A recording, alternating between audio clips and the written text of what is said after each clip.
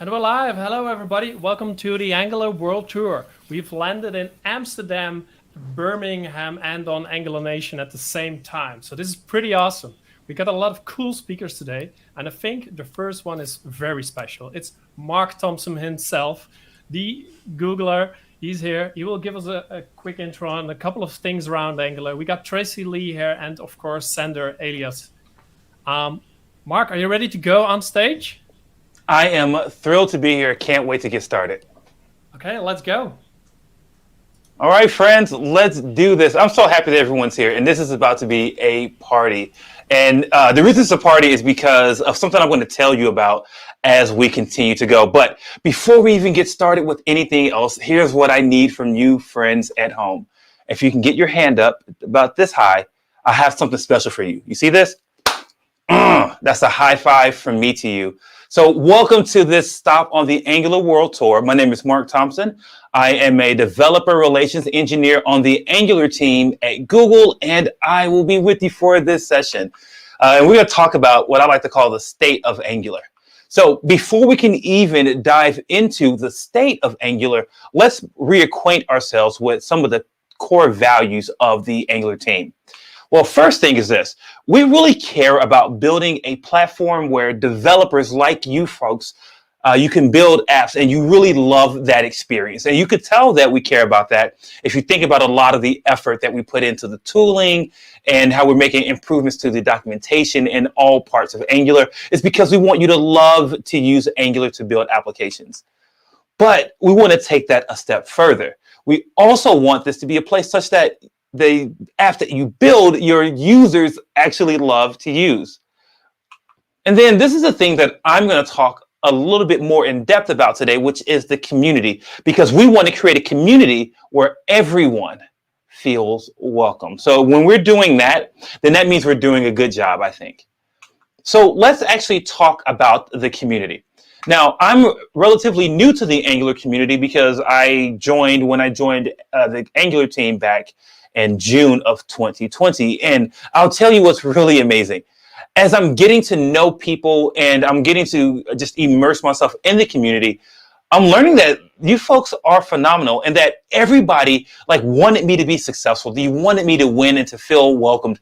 And I could tell that from the way I interacted with people. But here's what's even more special. It was the way that I noticed that you all treated each other. The way you treated one another. You wanted everyone around who was interested in Angular to be a part of the community and to be successful and to thrive. And I think that's really special. So let's talk about the Angular community a bit. And now, mind you, there are so many of you. There's so many notable people that I won't necessarily be able to call out directly, but know that I appreciate you and that we're always thinking about you and all of your hard work. I do want to say, though, a person that I interacted with was Eric Slack, and he's a part of the team at Angular Meetup. And so here's what's really funny. Eric is the type of person that if you want to do a presentation or give an Angular talk, but you aren't ready, he's going to spend time helping you and molding you and really encouraging you to do that, which I think is a super special thing. And he's an excellent member of the community and an excellent engineer as well, which is very, very special. So something happened a little while ago, which was the TS-lint plugin got deprecated. And James Henry was one of the people to lead this effort of getting us and the ESLint plugin working for Angular. And I don't know about you, but I tried to do a lot of projects in my spare time, like side projects. And probably out of 1,000 that I probably thought of, I probably only completed maybe 1 or 2. So you could tell how hard it was or hard it is to actually follow through with something like this. And this is one of those people that he spent this time doing this. And now, because of his love for the Angular community, we have a great solution in Angular ESLint. So shout out to him and the team that work on that project. And then check this out. So static site generation is super popular right now. Everyone's looking for solutions. And Sander and Frosty, those guys were like, hey, we can help with this. And then they go on and make something like Scully.io, right? Again, this is like a passion project because, it's available to the community and these folks plus the other contributors, but they led this effort and they put so much time into this. Why? They love Angular. They love the community and they want us to all continue to grow. cannot forget, Tracy Lee, the leader over at This Style Labs. So I love Tracy because she has a really deep love for Angular, because no matter what, you can always find Angular events, Angular meetups. Look at this world tour, her idea, right? And she does trainings and so much more, continues to advocate for Angular, continues to just be a part of this community, right? Just phenomenal.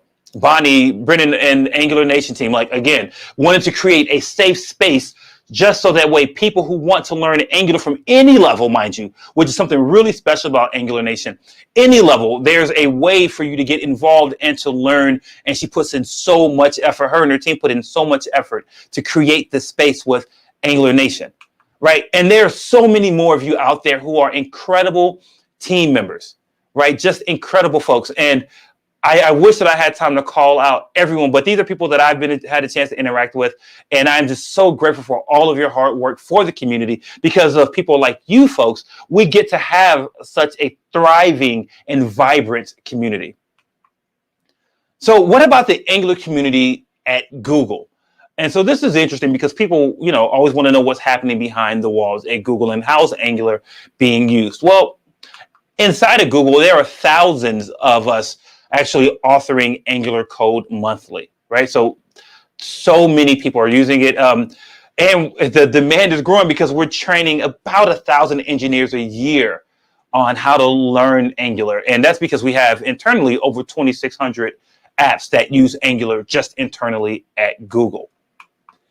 And then if we look at adoption in the community, from these stats, we saw about a 1.4 to 2.4 million weekly NPM downloads. Now, this data, we say about 1.4 to 2. So we went from 1.4 to 2.6.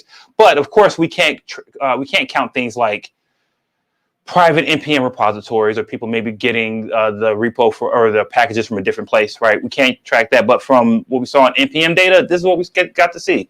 That's really incredible, that growth.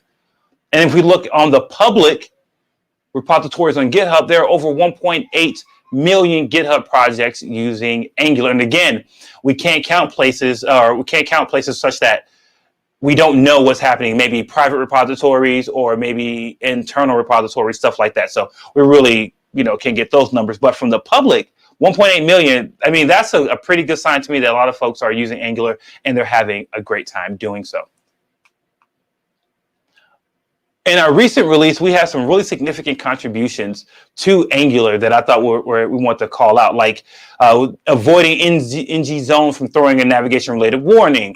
Then we had the HTTP client update such that it supports specifying request metadata. Min and max form validators were added, and support for App Initializer to work with observables was added. So all these things were added by the community, by you folks, right? Isn't that incredible that these are great updates? And you say, oh, the Angular team is hard at work. And we are working hard. But guess what? Because we build Angular in public with you, you folks get to see your amazing contributions get included into the framework, into the platform. And that is just outstanding, right? So speaking of contribution, what are some ways that you can contribute to Angular? Maybe you're watching this and you're saying, I want to be a part of that group. I want to contribute. Well, here are some ways you can do so. You can submit PRs, pull requests, which is very helpful. So if you solve a problem, you can submit it that way. Or maybe you don't want to do that. Maybe you want to participate in our surveys or our requests for comments, the RSCs. Like there's a request for comments about JIT versus AOT compilation right now out there that would be really interesting to get feedback on, right? Or maybe you can contribute with a feature request.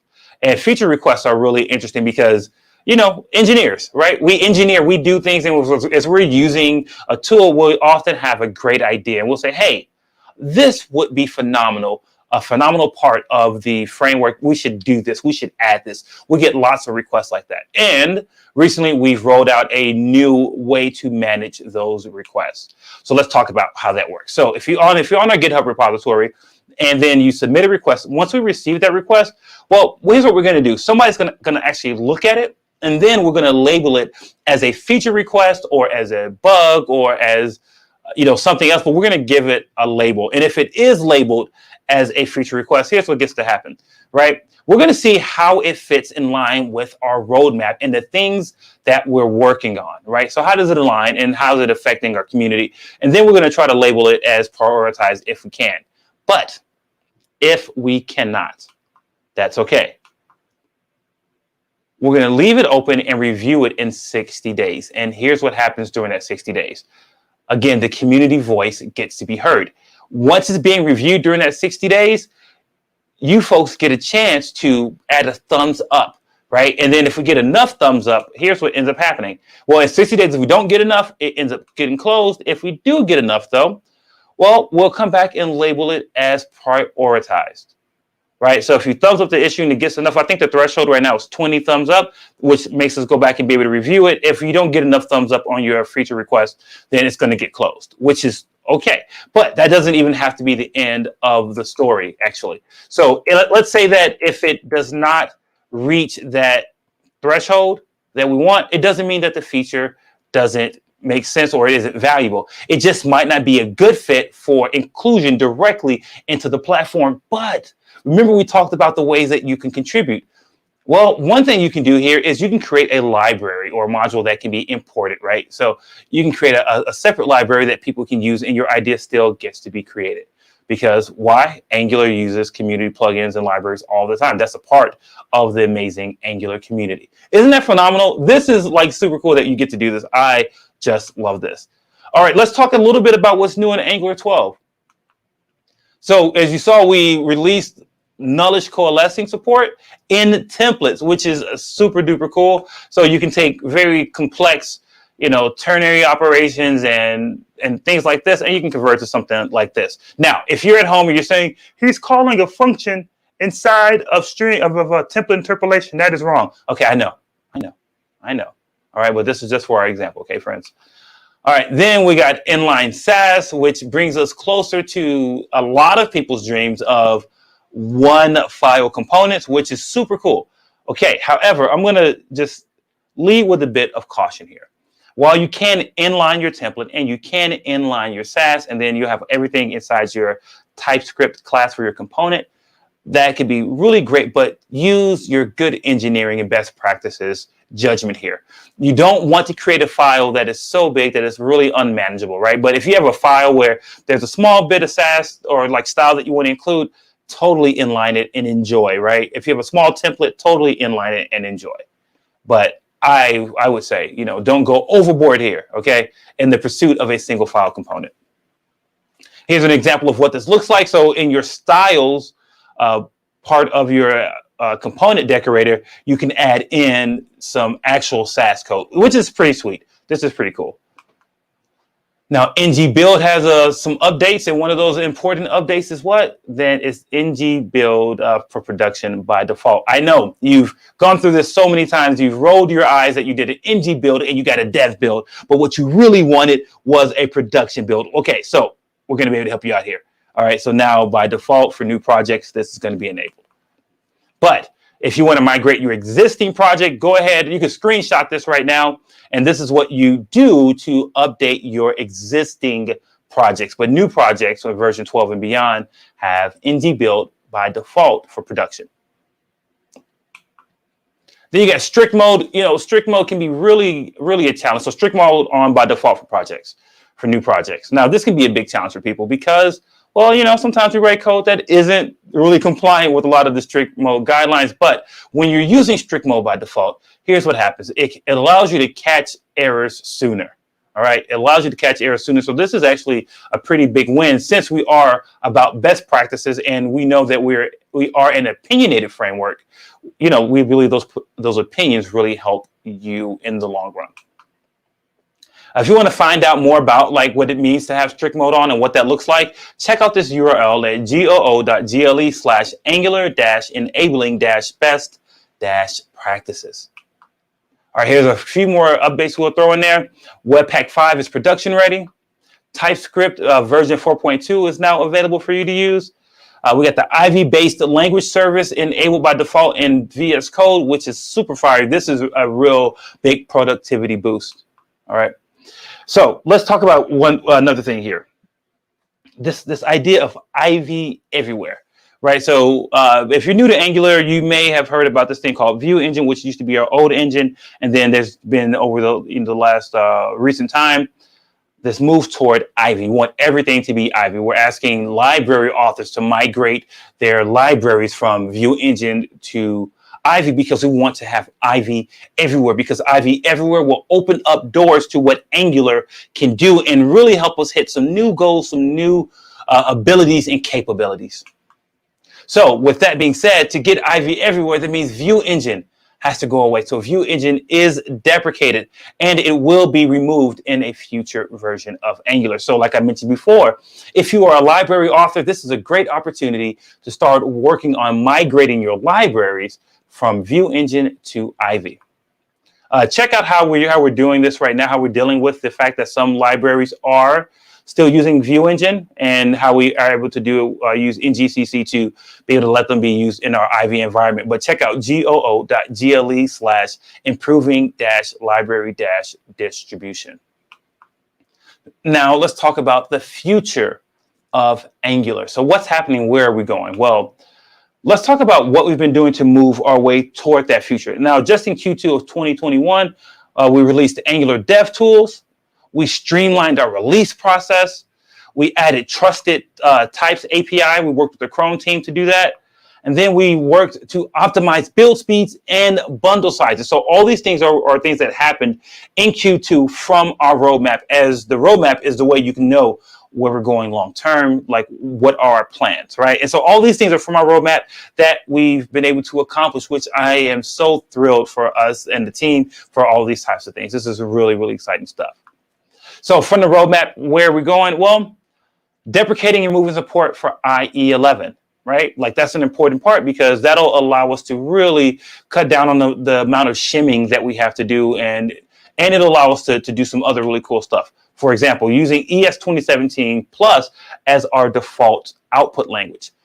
We know that JavaScript has some incredible expressive syntax that comes with the newer versions of JavaScript, and we want to be able to starting with ES 2017 and beyond, right? We want to be able to start using that in our output.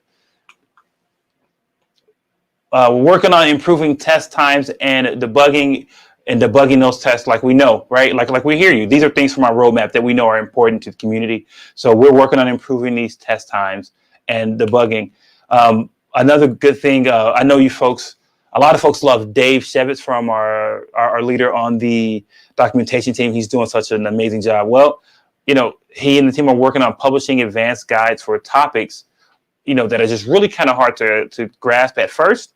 So we're working on getting those guides out there, things like change detection, for example, like in interaction with zones. So we're working on getting more content out there to support you folks. And then we're also exploring, like, what does the world look like with optional NG modules? No timelines are available. No details are really available about this, except for that on the team, we're looking at this. We're exploring what the options look like and what this could turn into.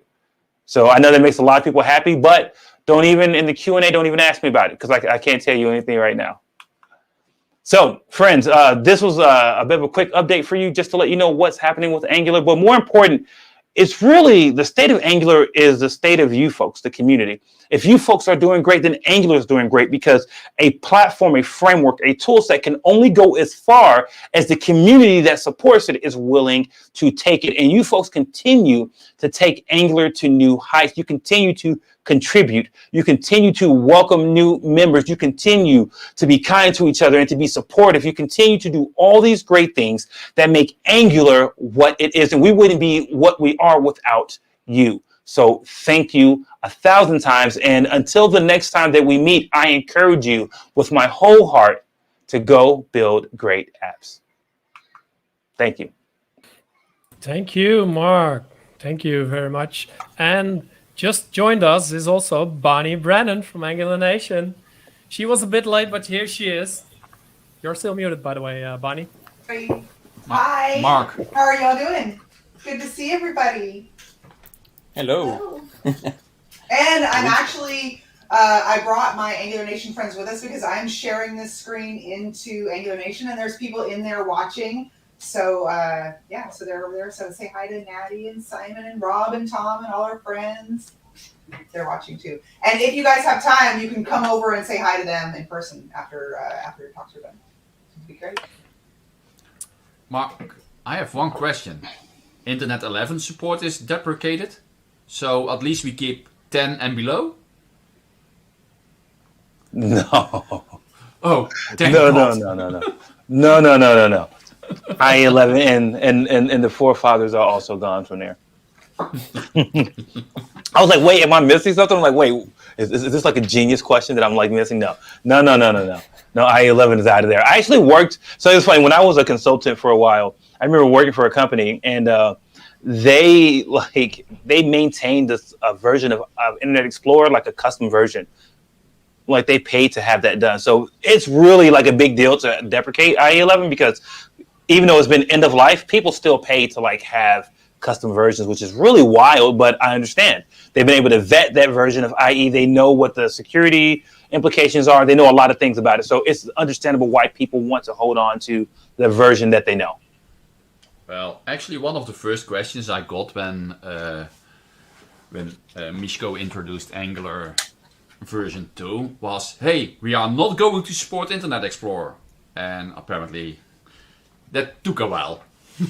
Yeah. Well, here we are. Promise fulfilled. That, 6 years later. Here we go. We're doing great. Again, Mark, thank you very much for your talk. And I think next up is Tracy. Great. I'm excited. Great. The stage is yours. Let me share your screen and thank you. Remove us. It's so good to see you, Tracy. We don't see you enough. I know we see you, but we just should see you more. Good to see you too. Yeah, I miss y'all. It's been it's been a long year that feels like it's not. It has. You look great. It's still 2019 to me. I'm actually not. Jeffrey, you can take me off the screen. I was just saying hi to Tracy because I missed her. Your thunder, Tracy. Yeah, no worries. All right. Well, I'm so excited to be a part of this event. Love Angular World Show. It's been so fun touring with everybody and traveling around, at least virtually, hanging out with everyone. So, love being here, and thanks all for having us. So today I'm going to speak about contributing to open source. So many of the, Sander, for example, who's speaking after me, has been amazing at this, doing Scully and Bonnie and so many others. So anyways, contributing to open source is so cool. And I know we admire so many people who do this. And a lot of people ask me, how do I become an open source contributor? So the great thing about it is that actually contributing to open source is pretty easy, and there's so many ways to do so, and you'd be surprised by how easy it is to get your foot in the door. So that's what I'm going to talk about today, a quick start guide to actually being able to contribute easily. My name's Tracy. You can follow me on Twitter at LadyLeet. I'm always happy to chat. I'm a CEO of a company called This.Labs. We're a 50% consultancy. We love what we do. We love the JavaScript community. That's why I started the company. I'm also in the ArcsJS core team, a GDE for Angular, a Microsoft MVP, and I love doing community events. So Modern Web Podcast, for example, is something I love to be a part of, and a ton of other fun things. So going back to my day job at This.Dot, we get to work with so many really cool clients and projects, whether it's Twilio or Roblox or Wikimedia or T-Mobile or Microsoft, etc. It's just a really, really fun place to be. And we're hiring. We love Angular people, but we love all other technologies too. So if you're interested, definitely reach out to me. Come hang out. I feel like this is like my social life, just hanging out with people who slide into my inbox.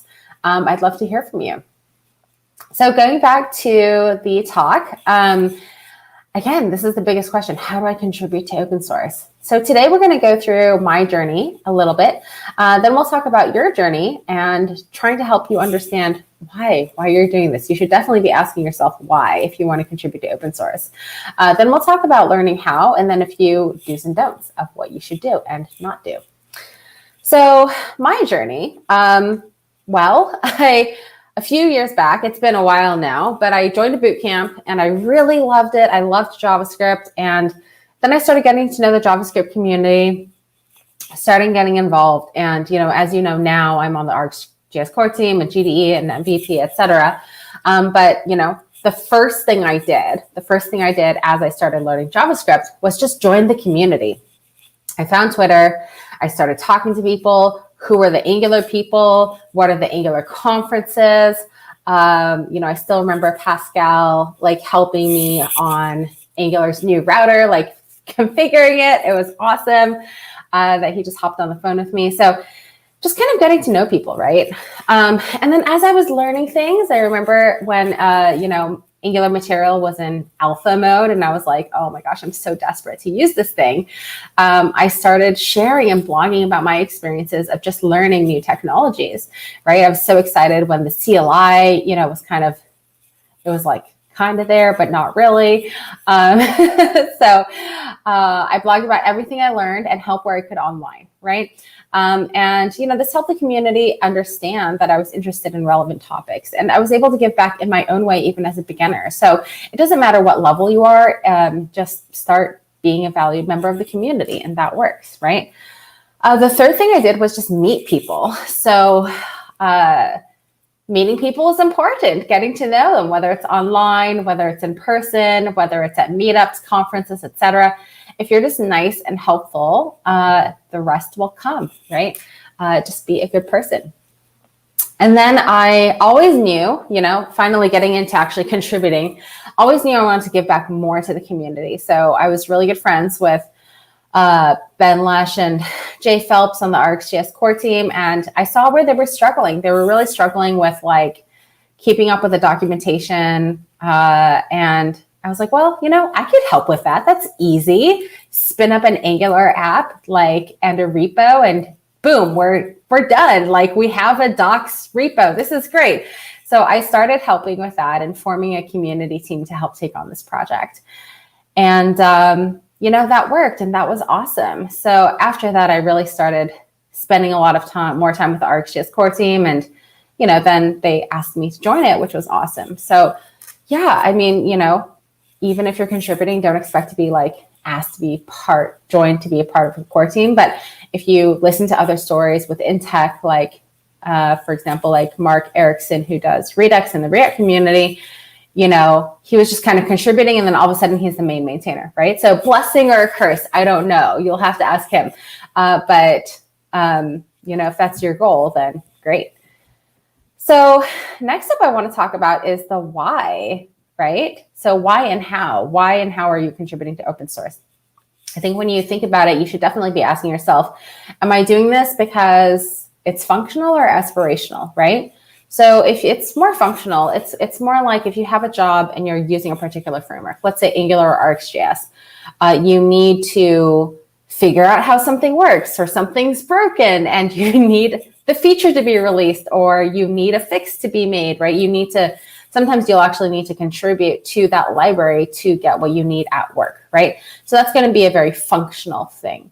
And then the other one is aspirational, right? Open source is a great way to build a career, get new jobs, increase your knowledge, right? That's what I would call aspirational. And both paths are totally awesome, but how we approach them is just a little bit different. So functional, this is a very, this is a lot of people's jobs. But I'll say that you don't, even if you need something fixed, it's much easier if somebody knows you better, right? So the first thing you want to do is, if you start knowing you're going to need to use Angular, let's say, within your company, you probably want to start giving back now, right? Your life is going to be so much easier if you're already a contributor or part of the community, if you're looking to get a fix to work, right? So always try to give before you ask, because then your ask will be so much easier. But before you give, you want to make sure you're also submitting an issue first and asking for feedback, right? Whether you're trying to change something small or big within a project, there might be reasons of why something's not happening or why something is happening, right? So do make sure to submit an issue and then find a maintainer to champion your issue, because you just don't want to waste your time, right? I even did this with, a README. So, RxJS 7 and on was recently released, and we were talking about how cool it was. And, there's actually a roadmap in the RxJS issues. But, who knows about that issue that shares the roadmap, right? Like, I don't know, probably a handful of people. So I was like, wow, this should really be in the README. But before I made that change, I asked and said, hey, can I do this? And, it was like, yeah, sure, of course. And then, my PR was obviously merged because I got approval. So again, even those small little things, for example, for RxJS, like, do we want to list all the RxJS consultants on the README?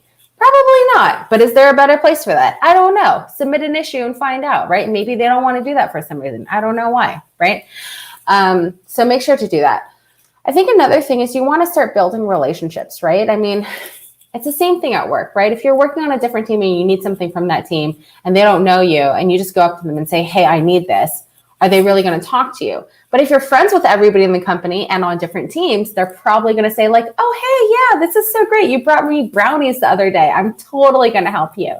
So try to build relationships by finding maintainers in other forums, whether that's Twitter or whether that's saying like, hey, thank you. This is so awesome via email, whatever it is.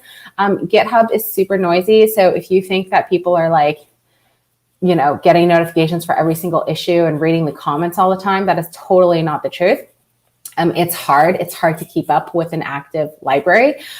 So finding people on Twitter and saying, hey, just reaching out and saying you're awesome, or hey, by the way, what do you think of this is really great, right? I would also say make sure you're not impatient or feel entitled to a response because everyone is busy. It's not personal. Sometimes it's just because they're busy or maybe they don't see it, right? Like, Ben's one of my best friends in RxJS, and I have to message him probably like 5 times before I get an answer on his Twitter, on his email, on his text message. Then I have to call him. Like it's not personal. Everybody is just really busy. The fourth thing is to make sure that you're building genuine relationships, right? Like if you bake somebody brownies and then you're only doing it because you want something from them, and then you get mad at them because they didn't give it to you because you baked them brownies. Like, that's just not going to go over well. People want genuine relationships. They don't want to feel used in a relationship. And this is very much so in open source, right? And also, being an open source maintainer is definitely a selfless thing because, you're giving back and you're typically working for free. So make sure to build true relationships or just don't build them at all if that's not your thing. So if you're going into open source and you're trying to be more aspirational and you want to build your career, I think this is great because you don't have to be tied to anything. If you're working in Angular, you're not working in Angular, let's say. Well, I mean, if you're trying to be aspirational, you can choose any library you want. So I think the first thing to do is ask yourself when you're looking at different repos and projects, can I be a successful contributor? Do I like this team? And a great way to do that is just to look and say, hey, are these people nice? Are there issues I can tackle? Do I like the way they're responding in issues? Can I help with something else? Do all that, right? And the second thing is solving the problems that maintainers want. So this is the same thing where I said, submit an issue and ask for feedback, right? You might think what problems need to be solved within the library, but there might be a reason why something is not being solved. So a great thing to do is to go on to GitHub and look at good first issues or looking for help. And again, make sure before you start working on an issue that you're commenting and asking, hey, is anybody working on this issue or not? Because it could be in flight, it could be in a PR that hasn't been merged yet, maybe, who knows, right? Make sure to double check that. A great example was one time I was trying to contribute to the Angular documentation because I found a typo and the way I contributed to it was wrong. And also they weren't accepting changes because there were a lot of changes that were already queued up for the next release, right? So, I didn't waste that much time. I probably wasted like an hour of my time kind of figuring it out, setting it all up, and then realizing that my work was for naught, which is okay. But, it's really important to make sure you're solving the problems that maintainers want and asking. Docs. So the third thing is docs, right? If you're using a library and you love it, you might as well contribute to the docs. And if you ask any maintainer out there, they're going to say, hey, contribute to the docs, please. So you can do this by finding holes in the documentation. Are there live examples on every single example? Is there better wording? Is there better explanations, et cetera, et cetera? There's so many ways you can contribute. And maintainers love this, right? One piece of advice is do the things that you don't like to do at work, like maybe it's code reviews, for example, maybe it's documentation. And if you do that type of work for maintainers and, do that for open source projects, that's going to be so valuable because you're doing the work that, some other people may not have time for. The fourth thing, especially in the aspirational space, is share. Make sure you're sharing your experience, right? Like, okay, there's a new release coming out. Well, you're excited about it because you're excited about this technology. Write about it, right? If you have challenges, figure out how to solve them. If it's like making my first contribution to Angular, how do I make contributions to Angular documentation? I don't know. Is there a blog post out there? Even if there is, it doesn't matter because you're telling it in your own way. So I would love that if there were like 10 different blog posts to teach me how to get started contributing to Angular documentation, right? I think another thing to remember is you don't have to contribute code to be in open source and build a career in open source. You can be useful by creating education, and that is so valuable. And so many people do that right now. And, we always need one additional person to do that. Last thing I want to talk about today is just do's and don'ts. So I'll start with do. Like, first, make sure to have compassion, right? Maintainers are usually working for free on nights and weekends, and that's difficult. Make sure that you remember that maintainers are like people, right? They're just as human as you are. They can only handle so many threads at once. If you treat them like crap, they're not going to care about you. Make sure to be professional as well, right? You're going to be professional in a workplace. Open source is also, a workplace. So make sure you have professional etiquette. And I would also say assume the best of intentions. If you go into a project and you're like, why is this project not using TypeScript? This sucks. I've converted everything to TypeScript, right? Nobody's going to listen to you. They're just going to be annoyed and think you're crazy. So make sure to always assume the best of intentions. Maybe there were reasons why they're not using TypeScript, for example, or maybe you're like, God, semicolons. Why are you using semicolons? Maybe there's a reason why. Who knows? Anyways, it's a tireless and often thankless job in open source. So make sure you're, treating everyone nice. Also abide by a code of conduct, right? Treat people as you want to be treated, but always make sure that you're abiding by some level of code of conduct that a project probably has. Excuse me. Okay, so now for the don'ts. Definitely don't act or be entitled, right? Just be nice, be patient. Remember that you're not the biggest priority for a maintainer, even though you wish you were. Usually they have a full-time job plus a full-time job in open source. No joke. So imagine having to do that and then juggle family and a personal life. It's hard. Also, don't be annoying. Like, you should definitely follow up, but sending an email about an issue on a project 10 times a day is difficult and annoying, and they're going to start ignoring you. Follow up within reason, right? Also, don't complain. Everyone's trying their best here. So, again, you're not usually, us looking at projects from the outside, we're not in tune with why technical decisions were made, right? And that's difficult, but, you're not as close to those technical decisions as the people who made those decisions. And so a lot of times people will say, if you're complaining about something, go use a different library because you're getting this for free. But yeah, just, don't complain. And again, I think that goes with assuming the best of intentions. So hopefully you learned a little bit today in my talk. I'm always happy to chat about anything. So hopefully this taught you how easy it is to contribute to open source. I really hope to see you all making more contributions out there because we need it, and obviously helping with the documentation. And again, I'm always available. So email me, come hang out. We're 100% remote and worldwide. So it's a really fun place to be. And thanks for listening. Thank you, Tracy. I want to say Stacy, but it's Tracy. Sorry about that. Sorry about No that. problem. So because of your talk, it brought me back to my first commit, and it was like the simplest thing ever Yes. somewhere in the open source library. And from that point, I contributed to Angularix, Angular CLI, Angular, Yes. helping Sander a bit. So go to the open source, and it will improve everything in your life, I think. Yes, I totally agree. I love it. It's a great community. It's like if you don't like the people you work with at work, go to open source because they'll motivate you and make you happy, right? Like I was having a bad day today and I was like, but at least I get to see Mark. At least I get to see Mark. Yes. And the rest of you. But Mark, I'm giving you a high five, or myself, I don't know, but it's fabulous because he brings that energy. And I think that's the same thing you get. Like you almost kind of get to choose your own home when you start contributing to open source. Yeah, and just ask everybody also, becomes friends. Yeah, and ask questions. Everybody's willing to help. The GDEs, the Googlers, everybody that's here in this call. So just ask the question, basically. Ask for help, ask for anything. Again, thank you very much. And I think we just have one amazing speaker, and that's Sander. Are you ready to go to the stage, Sander? Here-ish?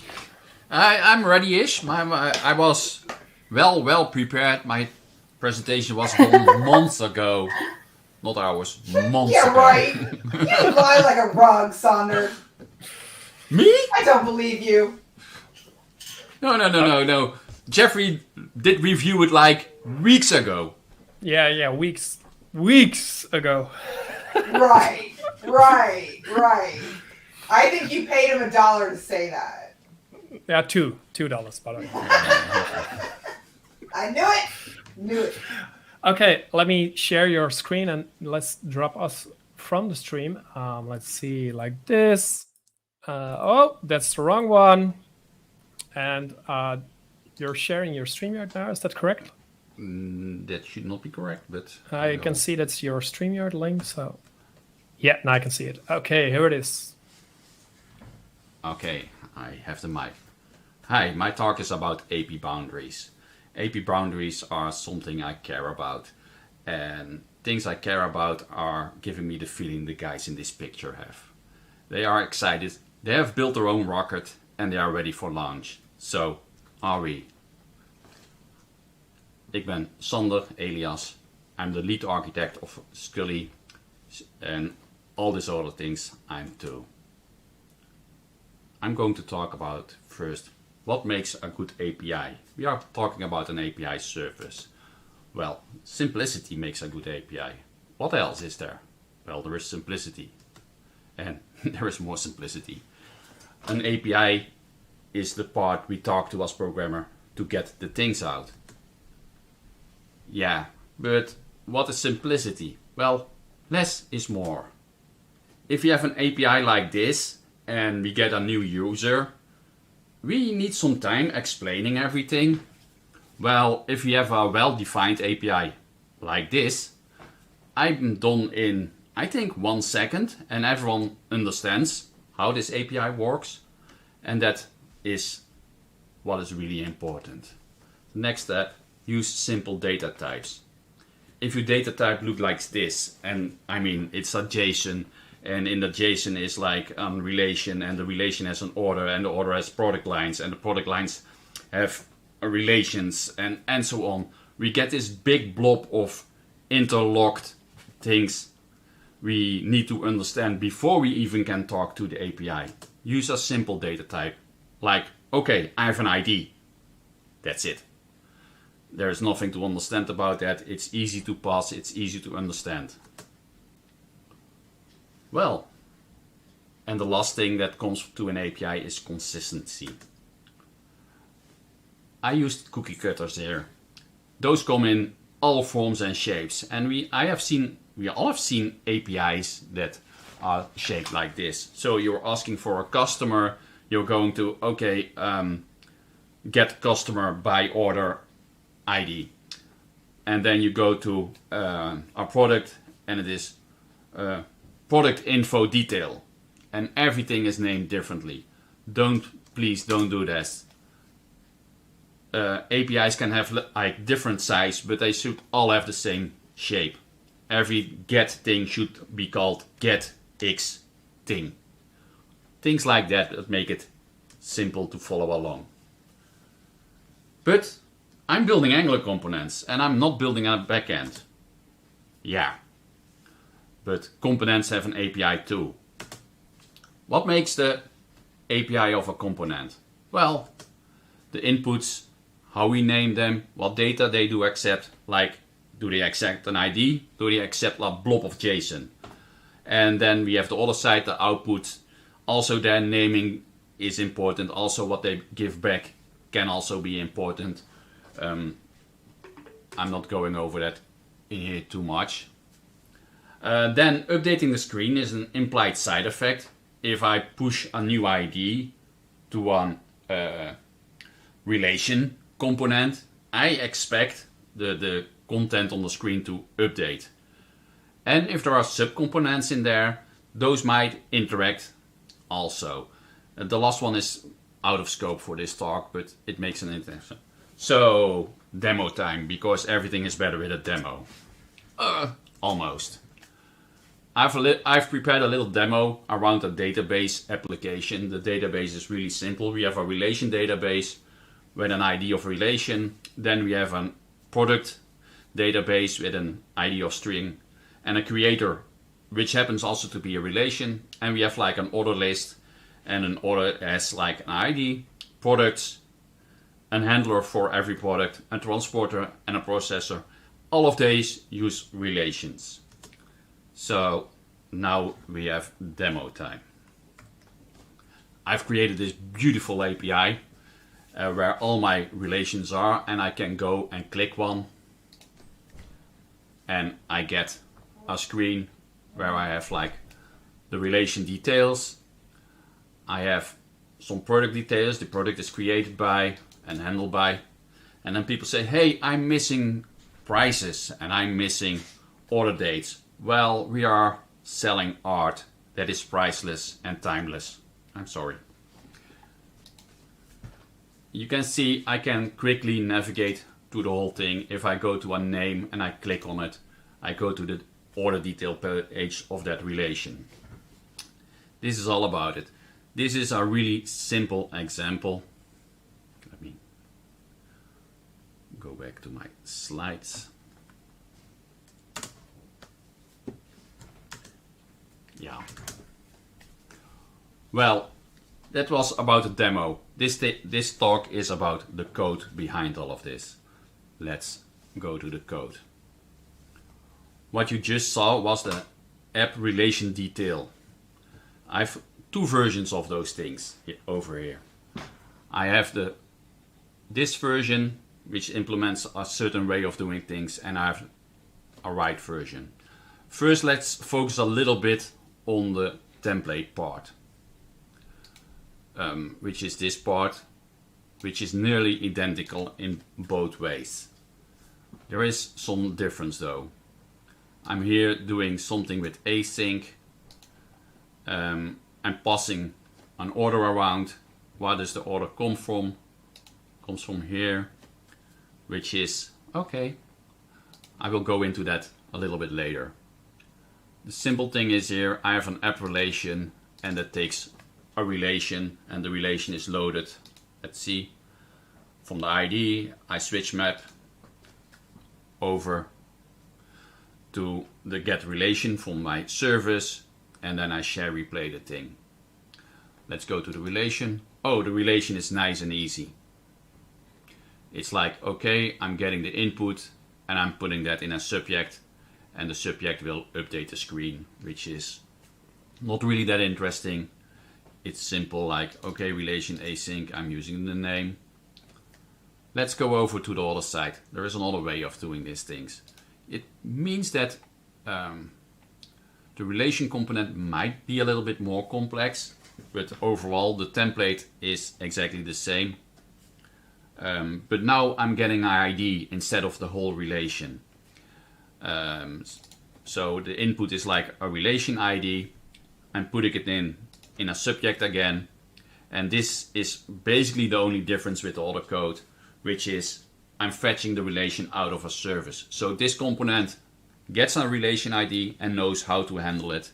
Also, this is really important because in this component, I know what parts of the relation I need. If I go back to the relation detail component, in here, I don't really care about what I need from the relation, but I need to pass it through to my app order row. And in my app order row, I need to fetch the relations again. I need to give them away, which makes that I have to get all this data on front. And getting all this data on front makes it a little bit complex. The relation, well, that's simple. But then I need to get all of the orders, which is, okay, I need to go over there is an order array. Remember the interface? There is like an order array in there.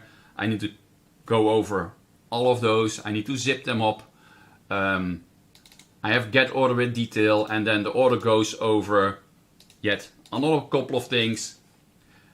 And there is another one. There is a fair amount of complexity here to gather all the data I need for the entire view. Well, on the other one, I don't have any complexity. I just get the relation from the navigation, from the router, and I load the relation in the template. I say, hey, get the relation ID, and in the orders I said, okay, get the relation out of the orders. This is much simpler. Where did the complexity go? Did it go into the relation component? A little bit. There is like those 3 extra lines, but it is actually gone. We don't have this complexity anymore, and that makes it a whole lot simpler to reason about those things. Let's go back to my slides here. So that was my little show and tell. The takeaways here are: a complex API leads to complex code. You saw in the relation thing that I had to do a boatload of pipes and RxJS and things to gather all the data. There is another downside there, because I'm gathering all this data on front. I'm creating a memory hog there. If I have 10,000 orders, I need to get all the relations for that order, and I get all the data out of the order, even if they are never going to be on screen. I need to get them because that is the way I can hand it down. Getting the data up front, okay, imagine I got this. So a little bit of smart in the lower level components really pays off and solves a lot of complexity I see in current Angular applications. Angular, the other way of working is coming from frameworks that don't have the services and the tools that Angular provides to you. So make use of Angular and use the simple way to set things up. Little bit smart in the lower components is often way easier to maintain, and it leads to way less code than putting everything on the top and then pass all the data down one level and then another level. And there are some extra things there because you get components in the middle that basically take data and pass it down. At least you hope that they are doing that, because they can take data, do something, and then pass it down, which sounds like, hey, that's a smart way. But actually, if something is going haywire, this little change in the middle is going to be so hard to debug. I think that's what I have for today. Thank you. This was my talk about API boundaries. And now you're ready for takeoff. Well, thank you, Sander, for that. It was a great presentation, and I know we discussed it last week, somewhere in the last week, and you said, "Hey, have a look at this," and you said, "Well, which one is the better one?" And you didn't explain the context, but I basically failed because it wasn't the right one. I just made the one with a lot of inputs, with a lot of data, without the simplicity. So I think everybody can look at their components and just have a look like, okay, is this really smart and is this like really simple? Basically, that's your idea, to just keep it as simple as is, and don't inject everything you can and map everything with each other so that you can get the orders at the end of the line, but just keep things simple and maybe use some UI library just for the presentation, and that's it. Yeah. There are like container components, and those are sometimes they are needed, but quite often they are making things way more complex than they need to be, and that's what I want to give people, and I hope people can have something out of this talk. Definitely they will. And if anybody has any questions, you can join us on the AngularNation part. We will have a Q&A there. For the people that don't know AngularNation, Mark already introduced it a little bit. It's a friendly community where there is a safe space for everybody. And there are also trainings, courses, all these kinds of stuff, events. I think Mark already joined a couple of them. The CLI team joined a couple of them, so go check it out. It's really fun to be there and just ask people their questions. I know Sander is like a resident guest over there, so go check it out. I want to thank ThisDot and AngularNation for organizing this. Mark, thank you for being here and sharing the state of Angular. And Sander, thank you very much. Everybody who wants to join the Q&A, go to the AngularNation part, and we will see you there. Thank you so much. See you next time. Bye-bye.